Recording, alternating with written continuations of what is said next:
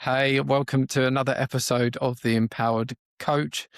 I'm your host, Richard, and on today's show, I have Shaina, who is my guest. Hey, Shaina. Hello, thank you for having me on. I'm so excited.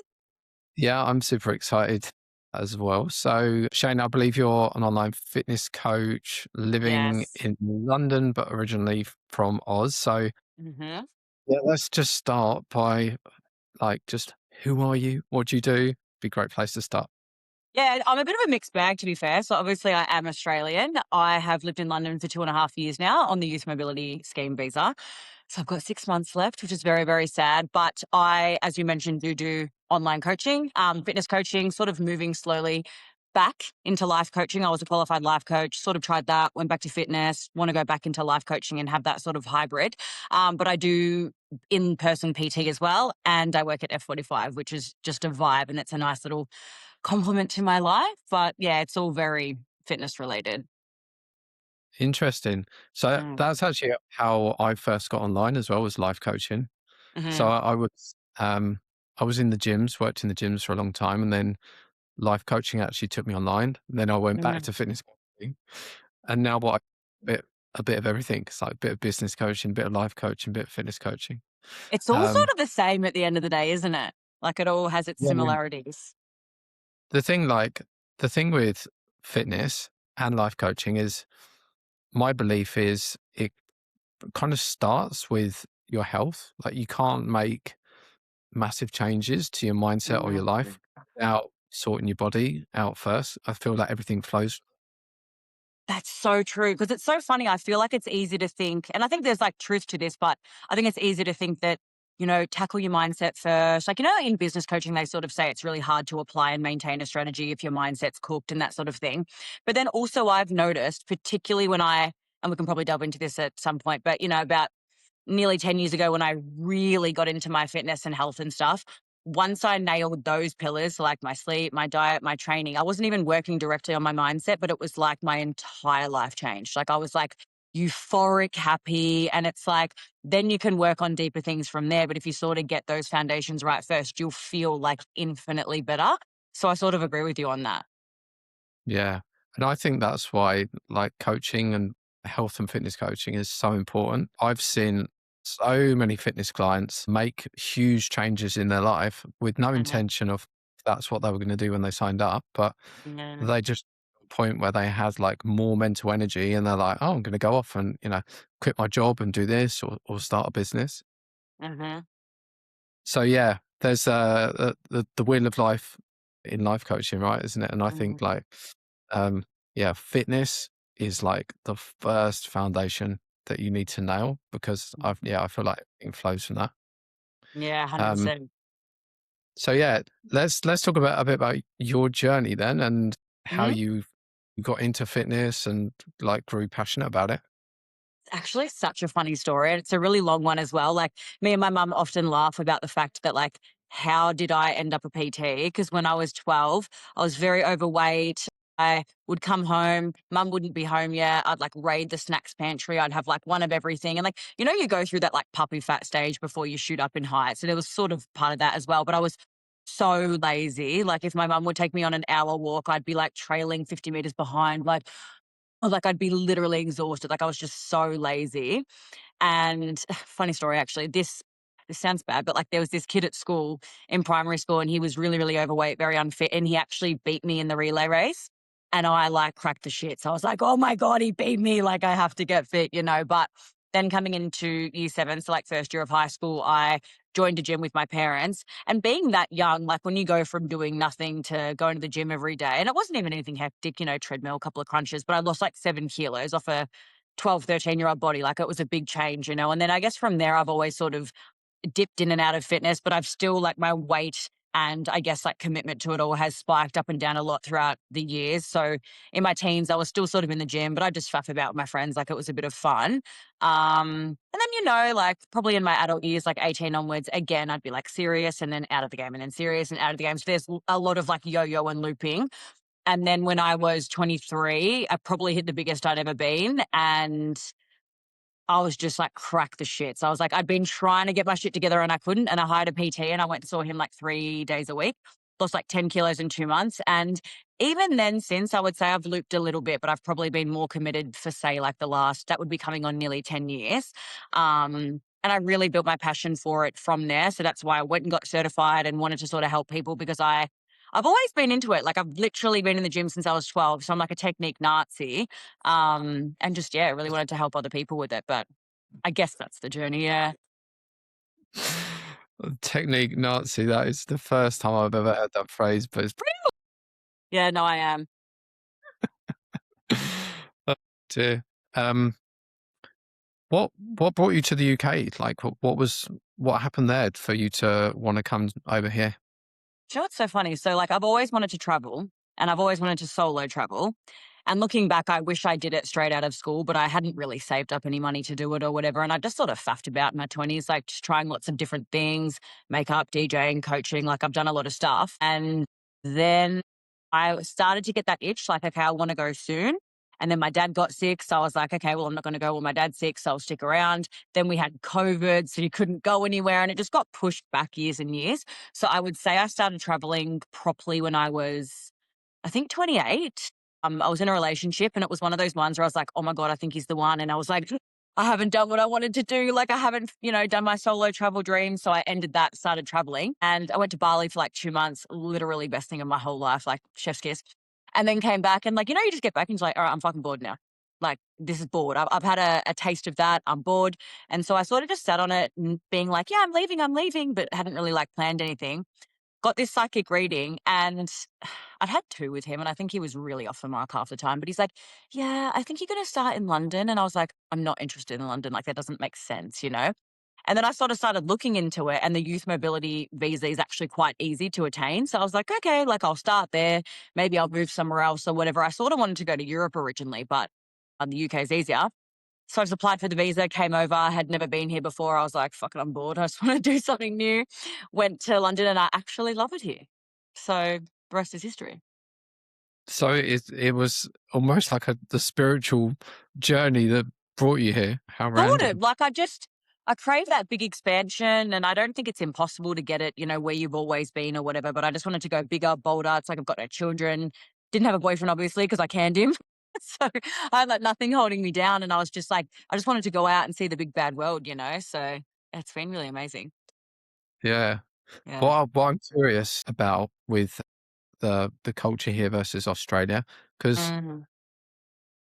from a UK perspective, everyone wants to Mm. move to Australia, right? And beaches are better, the weather's nicer. So Mm.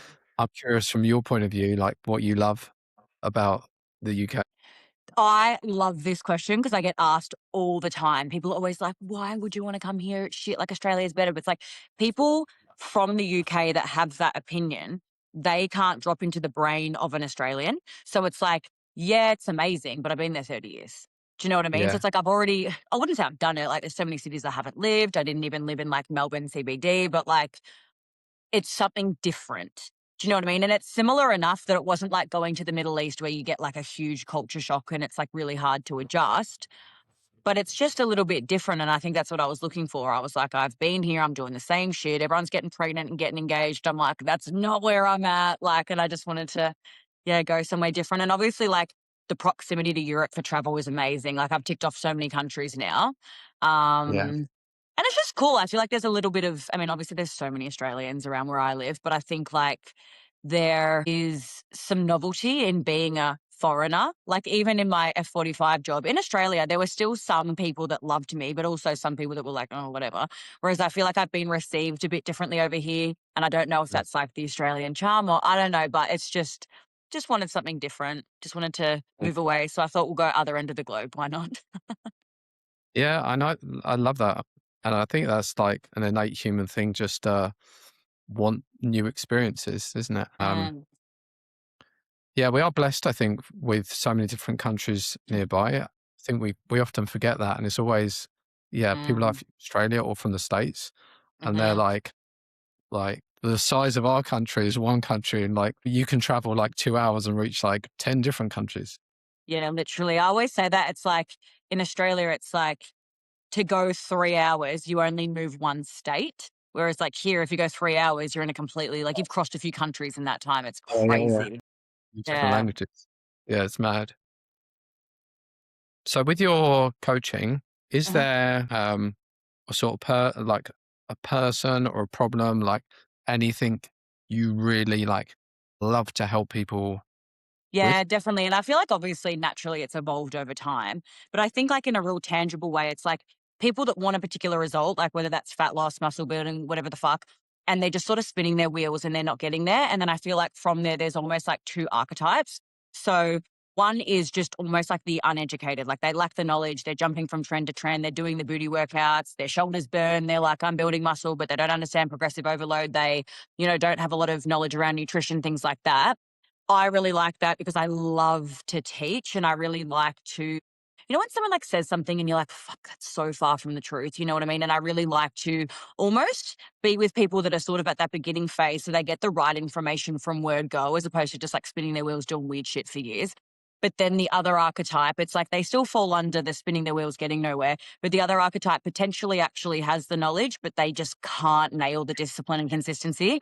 And I think I really relate to that archetype because that was me. It's like obviously I've been in this journey since I was 12, but I liked consistency and discipline for so, so long.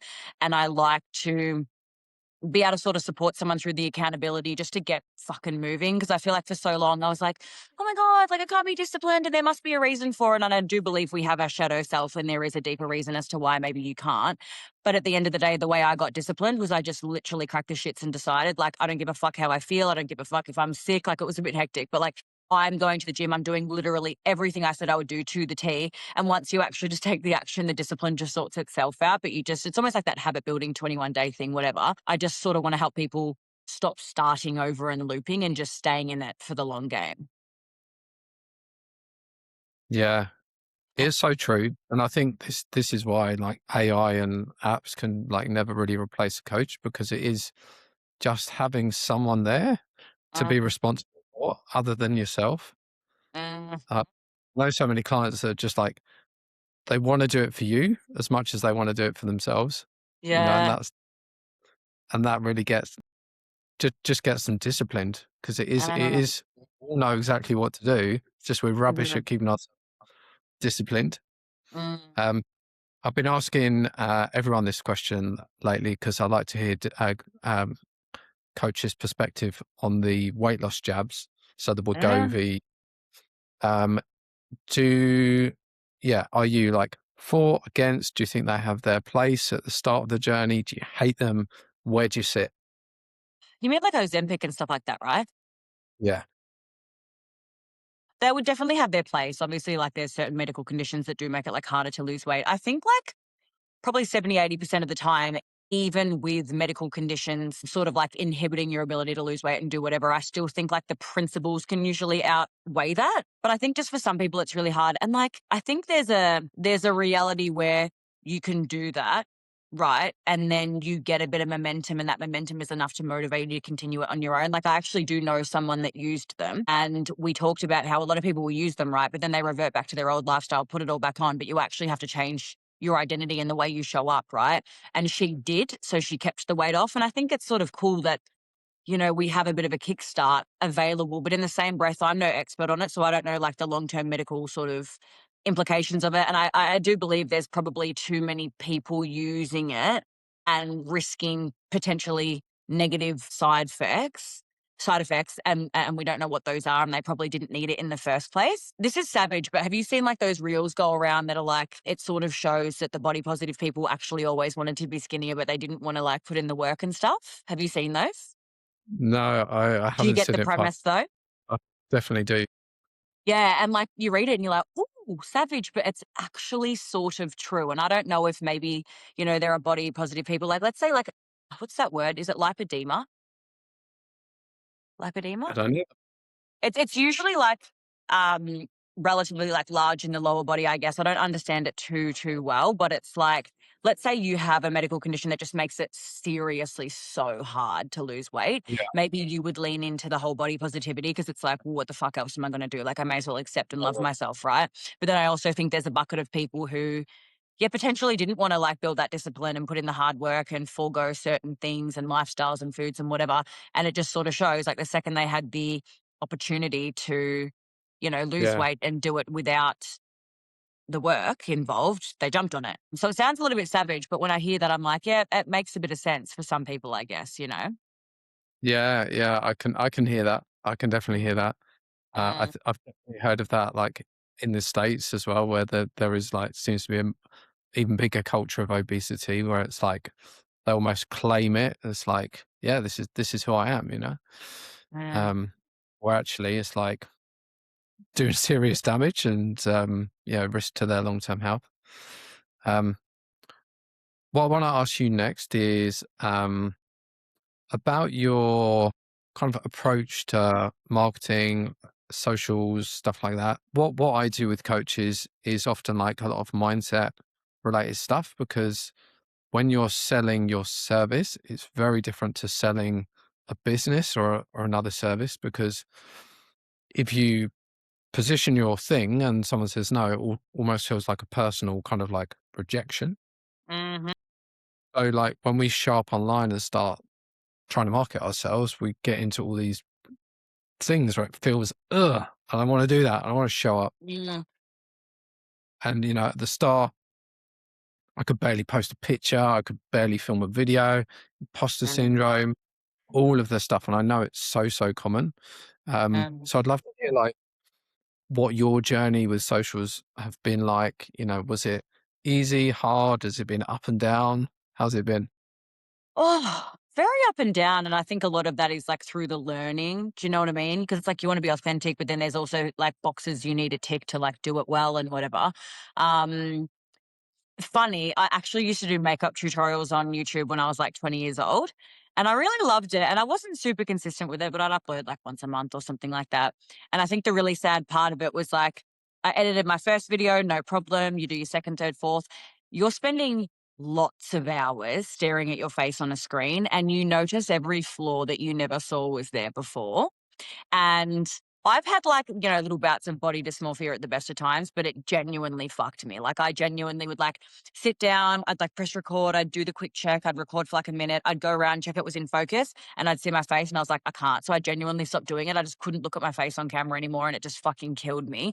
And I think I've been through I guess this still pertains to social media. Like, I used the filters for a really long time. And this year I've just gone like filter ban, no more filters, but it's still hard. Like, I've wanted to go on reality TV and I'm like, fuck, that'll be a whole new personal development journey, like watching myself on screen and just dealing with it. But in terms of like the actual showing up on social media and like putting myself out there, I feel like that's the bit I've always been pretty good at. Like, I'm quite confident. I like speaking to camera.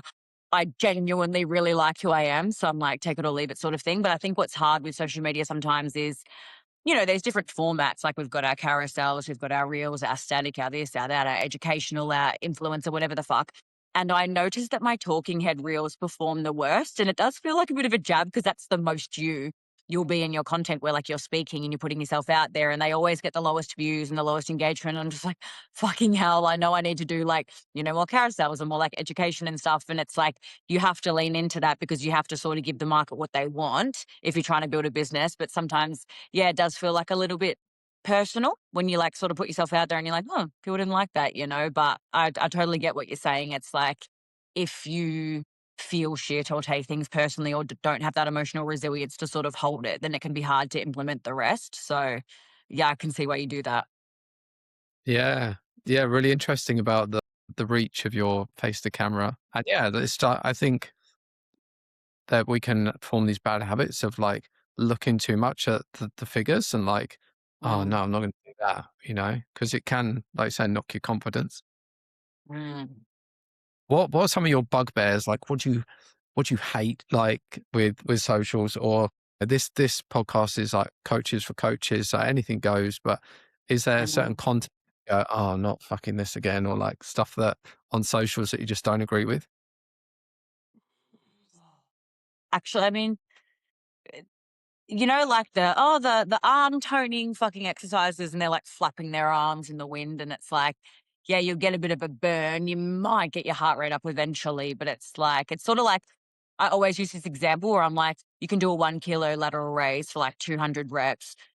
you might get close to failure 15 minutes later or something, but it's like you can't just do something that burns or hurts. You know what I mean? And I teach a lot of my clients that. I'm like, yeah, I don't care if it hurts. You were nowhere near failure. You didn't slow down. Do you know what I mean? And I think you see a lot of crap online, like, oh, like neck toning fucking exercise, just weird shit, you know? I would say that grinds my gears. Sometimes like call out culture a little bit, like people will use someone else's content and sort of pick it apart. I think sometimes it's helpful and sometimes it's done tastefully, but some is fucked. Like there's this chick I follow who takes performance enhancing drugs. She's got the deep voice, whatever. And it's like someone will share her reel and be like, this is disgusting. Da, da. I'm like, that's not okay. Like I'm very anti-bullying and I think that really grinds my gears as well. But I'm not sure if that's sort of the answer you were looking for with that question or if that's what you were asking or I don't know. Yeah. I tell you what grinds my gears. Too too much skin, like doing a Romanian deadlift in a thong, like Yeah. with your butt to the camera, where you're like, "What the f what? I don't wanna see that." Yeah. I mean, you think with those things though, you're like, it's obviously working. Do you know what I mean? Like if I post a picture of me in my bikini, infinitely like gets more likes. Do you know what I mean? Yeah, but it doesn't necessarily get you more business. No. I mean, in some What regards, obviously, like people look at you, they're like, okay, she knows what she's talking about. They sort of aspire to look like you, but yeah, you're not necessarily wrong. what I see with, fit female accounts is they can grow really quickly, but sometimes they just end up with a load of, pervy men Man. or maybe some women that, like, kind of aspire, but sometimes if you do too much of that stuff, it just ends up with people that don't actually ever want coaching, you know? Mm. Um, yeah. So, final thought, um, in terms of your business and, like, let's say, I don't know, 5 years, right? Mm. What's like what would you love to build? Um, Mhm. you're obviously really passionate about helping people and, like, wanna help them change their lives and their fitness, but, like, can you kind of have you got a vision of what you'd love, what impact you'd like to create in, like, the next 5 years? Yeah, I mean, on a very tangible level, coming back to like the whole education piece, I think we want more people doing the right things and not wasting their time and not buying into these like weird supplements and fat burners and whatever the fuck, right? So I think just really the more people I can work with, the more people know what the fuck they're doing, which I think is good. But on like a larger scale, and I think this is where maybe like the life coaching element comes back into it. I'm very big on like confidence and authenticity. I feel like I'm very, very fortunate that I was raised with a lot of love and my parents back me like, do whatever you want and you're the best and we love you and lots of love, and I can see how that's allowed me to go out in the big bad world and just sort of be me. And it's not that I have no insecurities or I'm never, not confident. Like I struggle with plenty of things, but I can see where it's helped me. And I want a lot of other people to feel free within themselves as well. And I think, body freedom comes into that as well, and not feeling trapped in your own body. Just more people feeling good and not hiding and just feeling like they can be themselves. And I put up a reel the other day, which was, it sort of had no rhyme or reason, but I was like, fuck it, I filmed it, I'll post it. But I do, and I can never fully like put language to it sometimes, but I do genuinely believe like I'm very vibey, very outgoing. I constantly have people in F45 be like, oh my God, thanks for the energy. Like you get me through those 6 a.m.s. And I just sort of want to leave people better than I found them. And I just sort of want to just like roam about the world and just like, sort of like Oprah, like you have a car, you have a car. I'm like, you have some energy, give you some energy and just like be a fucking vibe and just like make the world a better place and just I don't know, when you go to a shop and someone serves you and you're like, you walk out with a bit of a pep and you step, you're like, oh my God, that was so nice. And then you like feel good. I want to make people feel good and I want people to feel good within themselves, I guess. Yeah, love that, love that. Mm. Yeah. You definitely you've definitely raised my vibration over the last, 20 minutes. Yeah, I think That's your so good. energy is infectious, so, Oh, thank yeah, you. wishing you the best with your business. If people watch this and wanna connect or reach out, where's best to find you or contact you? So I definitely need to spread my wings in terms of social media, but the main platform is just Instagram. So it's underscore Shaina Kennedy coaching. And then within my bio, there's like links and stuff if you want to work with me. But that's where you find. Oh, and my podcast actually. I've got a podcast called the Shaina Kennedy Podcast on Spotify and Apple as well. So you can find it there. Amazing. Thanks so much, Shayna. Take Thank you care. so much. Bye.